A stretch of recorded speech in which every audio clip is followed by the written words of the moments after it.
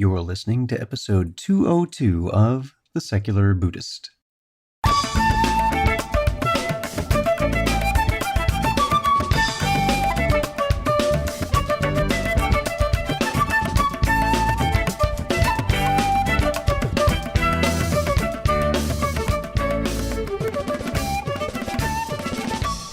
Welcome to The Secular Buddhist. I'm Ted Meissner.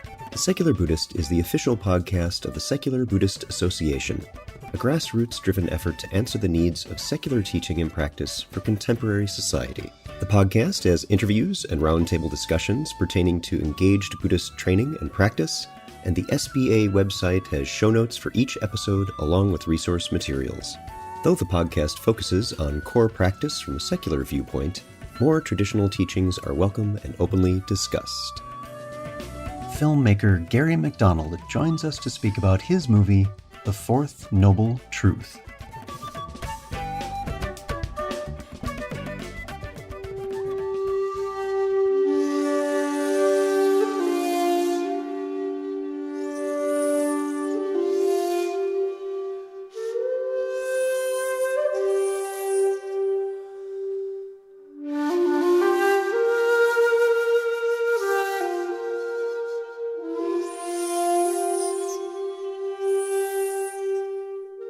We're seeing more Buddhism in film these days. Many are documentaries. There are two of which in various stages of production that we've spoken about on this podcast alone. But few expressly Buddhist fiction films targeted to a Western audience. After Gary T. McDonald's first film became a finalist for the Student Film Oscar nomination, he was asked to participate in a special summer-long method acting training program conducted by actor-filmmaker Dennis Hopper. Soon thereafter, Gary wrote and directed the critically acclaimed feature Rape Crisis, which won the Grand Prix at the Mostra du Film d'Épernay in France and first prize at the Athens International Film Fest. After being selected as one of 4 young directors to participate in AFI's annual director internship program, Gary was mentored by Ron Howard on Cocoon. Following that, he served as a producer on The Thin Blue Line and Dr. Death, directed The Seawolf, and sold a screenplay about John Dillinger titled Tommy Boys to 20th Century Fox. So sit back, relax, and have a nice Casablanca. Our guest today is Gary McDonald. Gary, welcome to the podcast. Hi, thanks. So glad you're here with us. Before we get started on our topic for today, I'd like you to take a few minutes and tell us about your own background with Buddhism and what led you to make this film. Well, I have been reading about Buddhism since I was in high school many, many years ago, but I never really practiced. And I took a college course in Eastern religions, and I was always intrigued by this sort of thing, but at the same time, I wanted desperately to be a filmmaker, and that particular desire conflicted greatly with the Four Noble Truths. I wasn't really on that path, and I went through the process of becoming a filmmaker and having a career as a screenwriter in LA, and that experience over 20 years made me so miserable that at one point I decided to walk away from it. And I did walk away from it. And at that point, being very unhappy, I decided to attend a sitting session in Santa Monica of a group called All One Dharma. And I just kept coming back every Tuesday night and sitting, and then developing my own practice. And years of doing that made me a much happier person. And at a certain point, I decided that this technology should be shared with other people. And everywhere I looked, I could see people that weren't very happy. And I thought, well, they could benefit from this. So how do I get this message across? And of course, I decided to use my screenwriting ability to fashion a script that would tell a story that would hopefully be somewhat entertaining, at the same time sort of getting across these basic Dharma teachings that had helped me so much. Gary, what was it like for you to come back to something that you had left? Oh, you mean in terms of screenwriting and filmmaking? At first I thought you meant Buddhism, but no, I see what you mean. I approached it with some trepidation because the whole thing about filmmaking or any creative work as an artist involves a desire to produce a product that matches your vision. And as you do that, of course, that is going to engender a certain amount of suffering if you're pretty attached to the results, as you must be if you're a film director. And so I knew that there was going to be a certain amount of suffering involved, and there sure was. But in the end, the intention was to create something that would help people, and I think we've achieved that. So it was worth it, I think. Yeah, it's interesting that you brought up that theme of desire because that plays such an intimate part of the film itself. So let's explore that a little bit. Your basic storyline of the film, what is that, and how does that structure align to the Four Noble Truths? Okay. The story is about a wildly out of control movie star, played by Harry Hamlin, who's facing a conviction on a road rage assault and also driving while intoxicated assault. And his wily lawyer knows that this particular judge he's in front of thinks the world of this particular meditation teacher. And so the lawyer sticks his client with this meditation teacher in order to impress the judge. And the meditation teacher is a young woman who is very committed to what she's trying to do. And in working with this out of control guy, the story is about their relationship and how it develops and how it changes over time. And it has its ups and downs and challenges for both people. And the Eightfold Path, the Fourth Noble Truth is the Eightfold Path. And the story plays out in 8 sort of chapters that reflect each element of the Eightfold Path in one way or another. And that's pretty much what the film is. So tell us a little bit about your leads. Who did you get? You already mentioned Harry Hamlin. And what stood out for you most in working with them? Originally, I planned to do this film just on my credit cards. The way this film happened was that I hadn't written anything in years, and a very dear friend of mine who runs a play reading series in Santa Monica just asked me to write a play. And so this was the only idea that I came up with and that I could write pretty quickly. So I wrote this down in about 4 days and gave it to him to read. And we had a couple of actors come in and read the script. And some of my Buddhist friends came to the reading, and after they saw the reading, they said, well, why don't you just get a video camera and just film the staged reading of the 2 actors? Because it's a pretty good introduction to Buddhism, and if you put it on a DVD, we could give it to our friends, and whenever they ask us what this meditation stuff, what this Buddhism stuff is about, we could just hand them the DVD and I could watch it. And so I thought, well, okay. And I was just going to go buy a camera at Best Buy and do it that way. And then I got to thinking, well, it's only 2 characters and it's only 4 locations. How difficult could it be? And so I started trying to cast actors. And I auditioned many actors, many of whom were really fine television actors that have been on series, that have been stars on television series.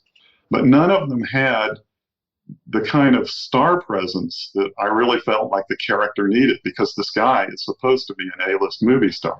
And then just through a quirky set of circumstances, Harry Hamlin got a hold of the script and read it and liked it. And I just knew instantly that he could do it because he has had that kind of fame and he has that kind of charisma. This is a guy that was on the cover of People magazine as the sexiest man alive one year. And he just carries himself that way. And I knew he could pull this thing off.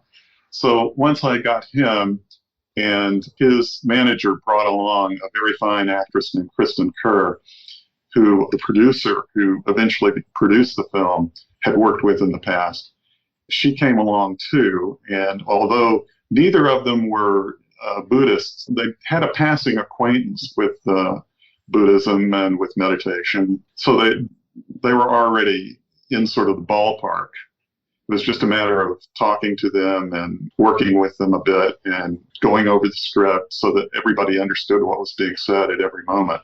And that was sort of our process. So, in working with them throughout the filming, was there a transition in their own understanding that made it onto film itself? Were you able to see some ideas starting to take root in the actors themselves as they portrayed these characters? To a degree, yes, but let me back up a little bit. It was crucially important that Kristen understand what she was saying all the time because she's supposed to be teaching this stuff. And Harry, because he's so resistant to all of this, it's not so important that he understood it as deeply as she did.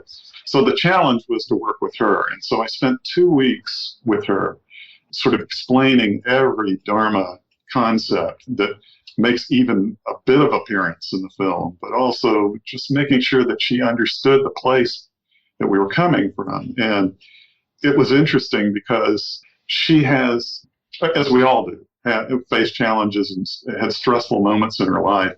And I think some of what we were exploring helped her deal with those stressful moments.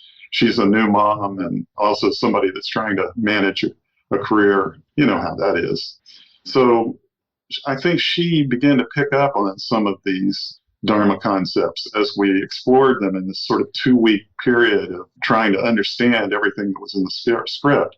And then during the process of the film, it's hard for me to answer your question because actors do their thing. And she totally convinced me that she was this teacher. And I think she's pretty convincing to most people. In fact, I've shown it to some Buddhist teachers who find her convincing. So it's hard to know how good her craft is as opposed to how profoundly she's changed by the experience. But at any rate, the product on the screen is one that I'm happy with. So That's terrific. How about some of the challenges that you ran into either in changing your initial play into a screenplay, into a film script, or just the process of filming it itself? What were some of the difficulties that cropped up? well, in terms of the script, it wasn't difficult at all because, in fact, when my friend asked me to write this play, I drew a complete blank. It'd been so long since I'd written a play that I didn't even know how to write a play. So, in fact, I wrote a screenplay, and the screenplay is pretty much the film as you see it. And then I handed it to him, and he said, "Oh, great! We'll just read these 8 long scenes, and that'll be the play." So it really wasn't a matter of adapting the play. I already had the screenplay. Then trying to bring that to actually film it, it's always difficult when you're working on a very low budget and you're working under great time constraints to make a film. Low budget filmmaking is a stressful house of cards every time you do it. And we were just lucky that we had an incredible crew and an incredible group of people that hung with us every moment and produced the film that we produced. So, film and theater in general is about communication. What are you hoping your audience gets out of this film? What do you want to hear them talking about as they leave a showing? Well, most films are made to escape reality. You sit there for 2 hours and get taken off into some bizarre scenario that takes you out of your own life. I think this film was made to confront people because Harry's character is constantly being asked, are you happy? Do you want to be happy? Are you willing to do what's necessary to become happy? And I think because most people who aren't Buddhists that are watching the film are identifying with his character, they're confronting that question themselves and asking the very same thing. Am I happy as I want to be? Are there things I could do to make myself more happy? And then learning what this teacher is trying to teach in terms of the method of achieving that kind of happiness. And so hopefully the audience is taking that confrontation, and I believe everybody has a sincere desire to be happy. So hopefully they'll take what's taught during the course of the film as a springboard for them exploring that themselves. Maybe they'll take a meditation class, or maybe they'll do what I did, just show up at some sit for 45 minutes with other people and see what happens, see what good it produces in their life. So you recently attended a premiere. Tell us about that. What premiere was it, and how did that go? Well, we entered the Sonoma International Film Festival, you submit the film, and they chose it to be one of the films that they were going to show in their festival up in Northern California in wine country. We had 2 screenings of the film at the festival. The first one was at a big theater on the square in Sonoma, and we had about 300 people there. And during the course of all the films, or after each of the films, the audience is asked to fill out a card that rates the film, and then those results are all tabulated across all the different venues and all the different films. And ours ended up being the one that the audience liked above all the other films in terms of narrative films. There was a documentary that was also chosen, but in terms of narrative films, ours was chosen as the audience pick for the best American independent feature. And so that screening went quite well. It's hard to know when you're sitting in the back of the theater and seeing your film for the first time on the big screen what's happening, because it's such an overwhelming experience. And at the end of the film, when people were applauding, I couldn't even really comprehend it. I mean, after seeing the film thousands of times as I went through the process of editing and mixing the sound and putting in the music and all of that, you've seen the film so many times that you grow to just sort of gets hard to watch after a while. You go through these stages of wondering whether the audience is simply just going to hate the film. But in fact, what I had hoped for was the response that I got, which was a very appreciative response. And I really am grateful to the Sonoma people for inviting the film and giving it a great venue. That's wonderful, Gary. Congratulations on that. And as the film is, at least as of this recording, not really released, we're doing premieres. What's next? What's next in the process of getting this film out? We will be in one more film festival, and we don't know which one that will be.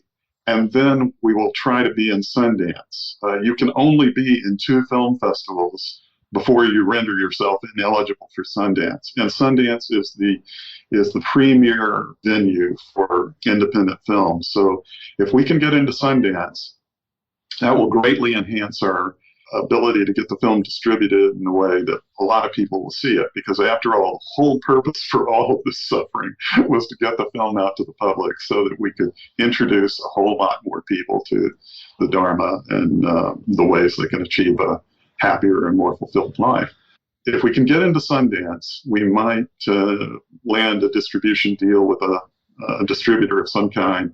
Failing that, we can always put the film on the internet so that you can stream it. And there are ways of doing that so that we can embed a player on infinitely. So any Dharma group, any Buddhist group, any sitting group that wants to put the portal to our film on their site can then reap financial rewards. I mean, they get a percentage of every DVD or every stream that's sold through their site.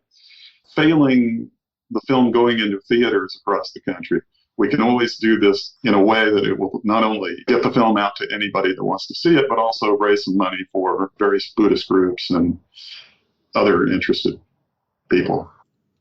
Wonderful. Well, best wishes on that next showing, whatever it is, and I'll keep my fingers crossed for you for Sundance.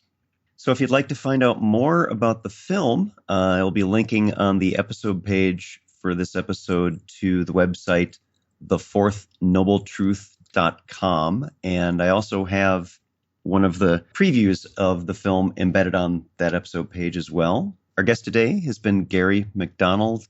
Gary, thanks for joining us. Thank you.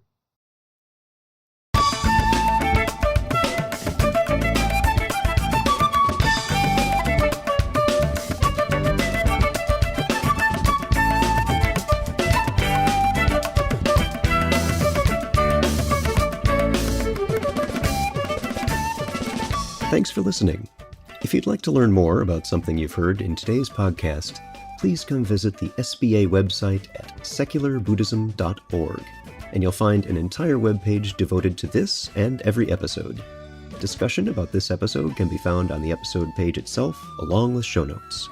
The music for The Secular Buddhist is used by permission from John Kaizen Neptune's CD, Steps in Time. Additional music is provided courtesy of Monty Levinson of Taihei Shakuhachi and Rodrigo Rodriguez. Their websites are also linked on the SBA site on the About Podcast Music page. Until next time, remember, every moment you have a choice. Make it the best you can. See you next time on The Secular Buddhist.